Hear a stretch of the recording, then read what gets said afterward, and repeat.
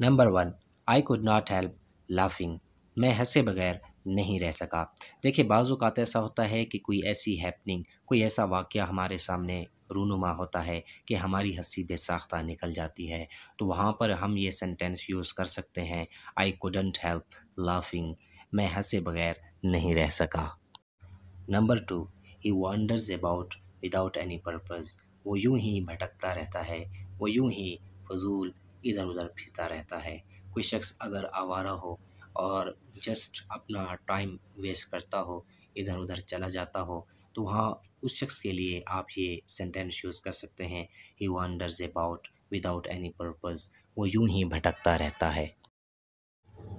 Number 3, just then my friend came, तभी मेरा दोस्त आया या उसी वक्त मेरा दोस्त आया।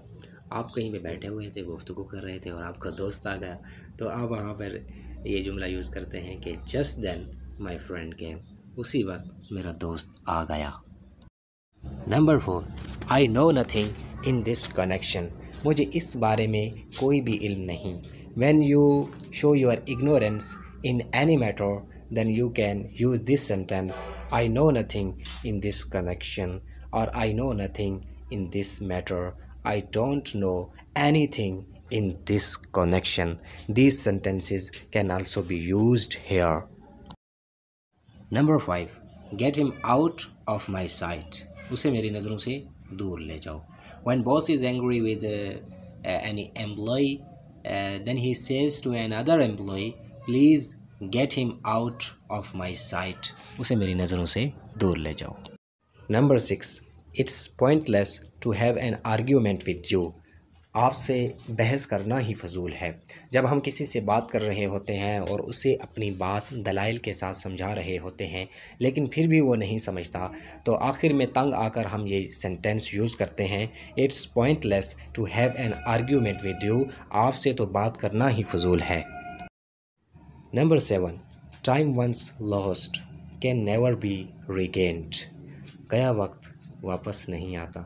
टाइम वंस लॉस्ट, जो वक्त खो चुका है, कैन नेवर बी रिगेन्ड, उसे हासिल नहीं किया जा सकता।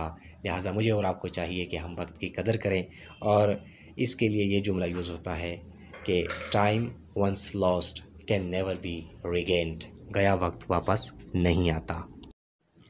And number 8, it appears he is off his wits, लगता यूँ है कि उसके होश ठिकाने नहीं।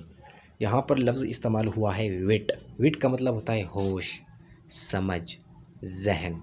It appears he is off his wits, यूँ लगता है कि उसके होश ठिकाने नहीं। The one who is out of his mind, this sentence is used for him, it appears he is off his wits.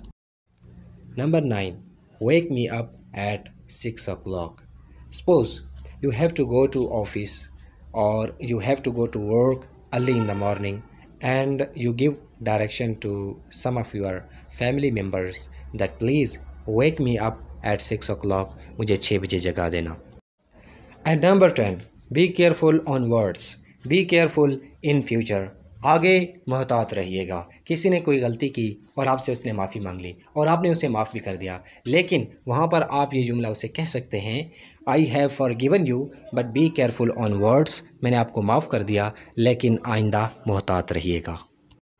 अगर इस वीडियो को देखने से आपके इल्म में इजाफ़ा हुआ है और आपने कुछ ना कुछ सीखा है, तो मेरे चैनल को ज़रूर सब्सक्राइब कर दें। मेरे चैनल का नाम है योर टीचर नजम। आपका बहुत बहुत शुक्रिया।